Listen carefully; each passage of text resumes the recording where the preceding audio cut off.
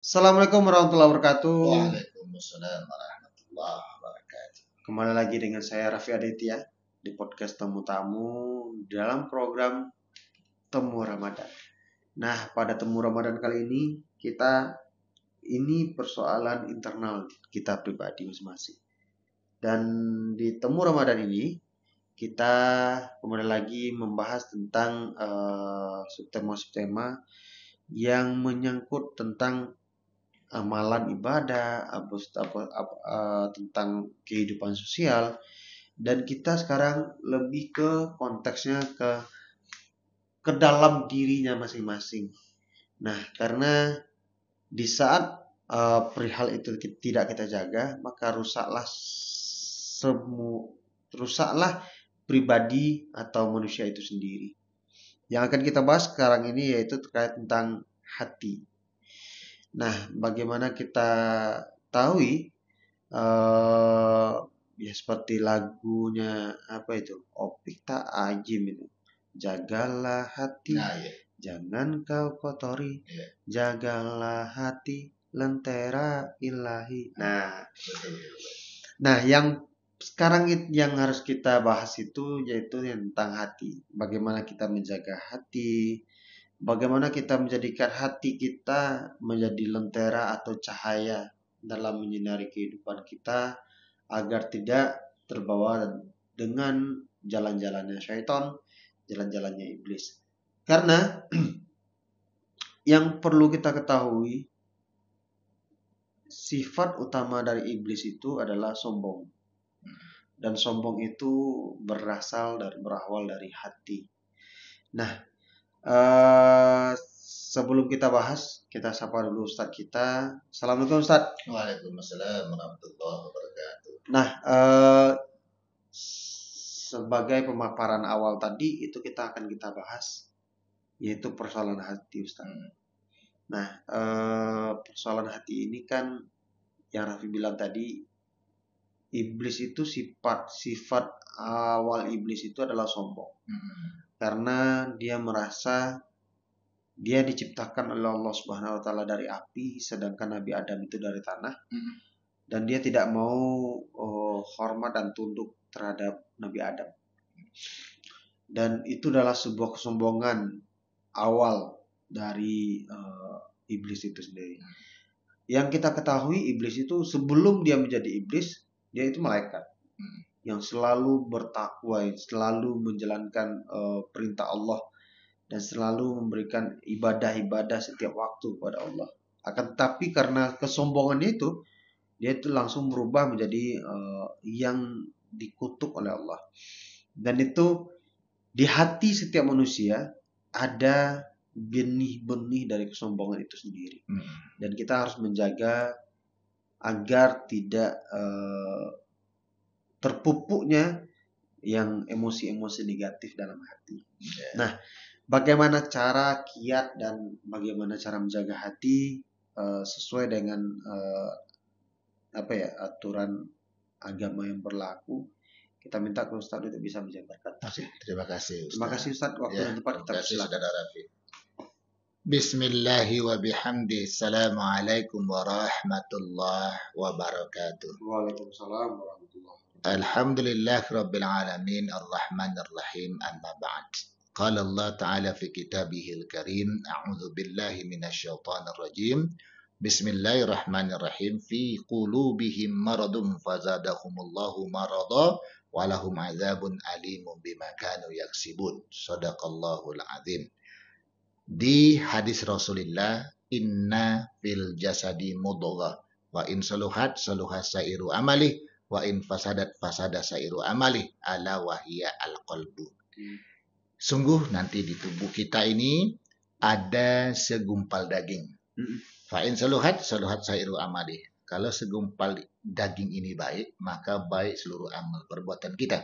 Wa in fasadat fasada sairu amali. Kalau yang segumpal ini rusak, maka rusaklah seluruh amal perbuatan kita.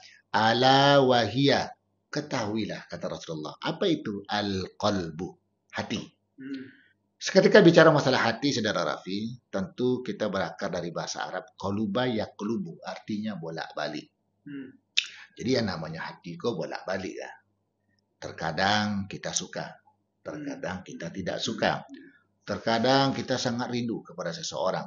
Terkadang kita, udahlah, kita benci kepada seseorang. Itu hati.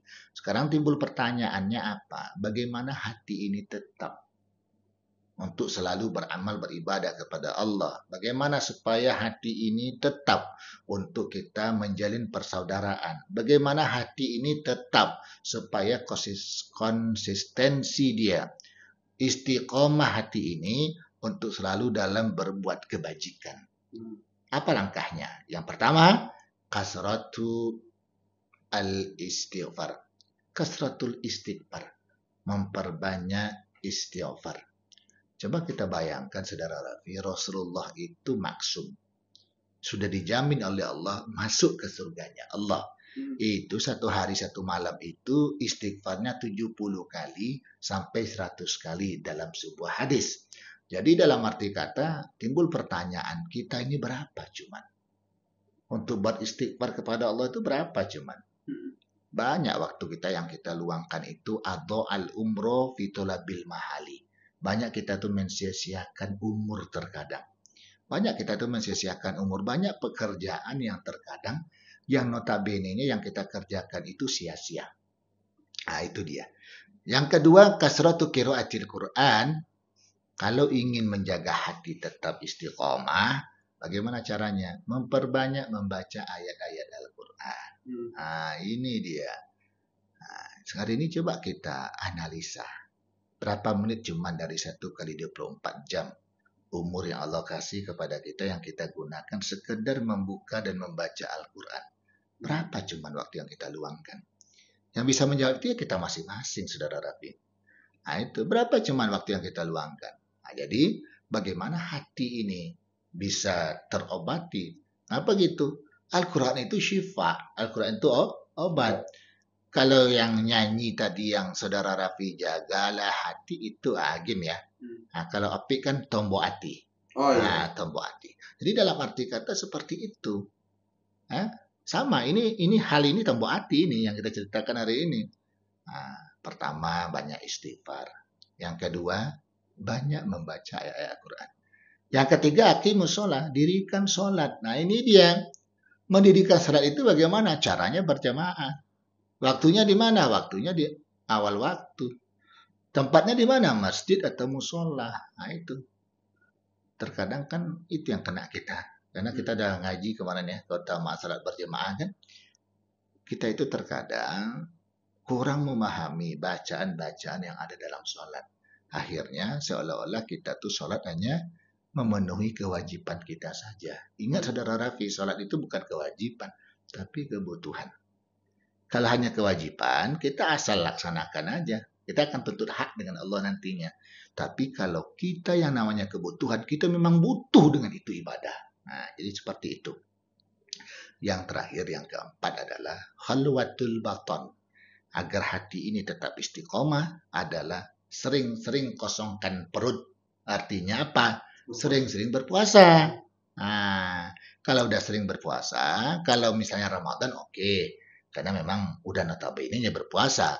Nanti di luar Ramadan ada puasa sunnah Senin dan Kamis. Ada puasa Yaumul Bid 13, 14, 15 setiap bulannya dalam bulan Arab yang ada.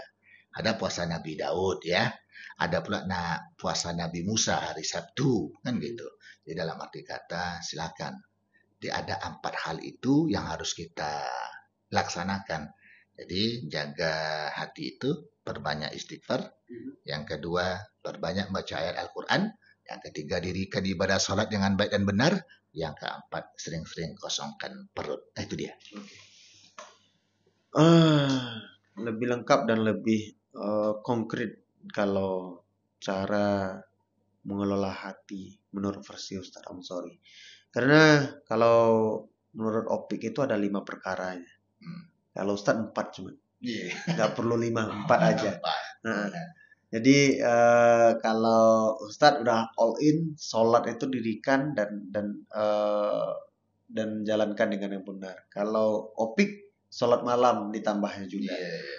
Kalau Ustadz kalau udah sholat itu all in itu Ya, dari jam 00 sampai jam 23.59. Iya, luar biasa.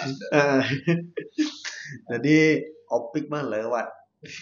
Jangan salah-salah Ustadz dari Minangkabau, keren habis, mantap. Nah, terakhir nih Ustadz, persoalan tentang menjaga hati ini. Nah, berarti untuk bisa kita konsisten biar hati kita tidak terbolak-balik, ya kayak misalnya nih di bulan suci Ramadan kuat kali ibadahnya. Setelah bulan suci Ramadan, nah mulai lagi rada menjauh dari ibadah karena hatinya kalau sekarang mungkin hatinya itu akhirat. Nah, setelah bulan suci Ramadan, setelah Lebaran nanti, hatinya kembali lagi ke dunia, gitu kan? Nah, berarti untuk menjadi konsisten itu untuk bisa mengejar akhirat dan tidak meninggalkan dunia itu berarti kita harus perbanyak istighfar, mengaji, dirikan sholat, dan terakhir tadi berpuasa. Berarti dengan melakukan hal seperti itu, insya Allah kita akan tetap konsisten dengan apa yang telah kita jalankan.